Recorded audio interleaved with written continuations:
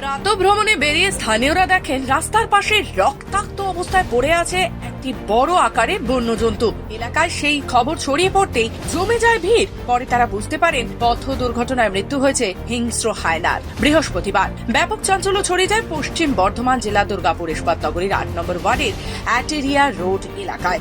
মৃত হায়নাটিকে উদ্ধার করে পাশের বস্তিতে নিয়ে যায় স্থানীয়রা। তারপর ভিড় জমে যায় আরো। খবর দেওয়া হয় দুর্গাপুর বন বিভাগে। খবর পেয়ে বন দপ্তরের কর্মীরা মৃত হায়নাটিকে উদ্ধার করে নিয়ে যায়। আমরা একটা খবর পেয়ে এসেছিলাম এখানে, যেরকম হায়না এরকম রোডে অ্যাক্সিডেন্ট হয়েছে। তো এসে দেখলাম যে হ্যাঁ সত্যি অ্যাক্সিডেন্ট হয়েছে। এটাকে এখন আমরা নিয়ে যাব, অফিসে নিয়ে যাওয়ার পর অফিসার যেটা বলবে সেটা আমরা করব। কি জন্তু এটা? এটা হায়না আছে, অ্যাক্সিডেন্ট করে মারা গেছে।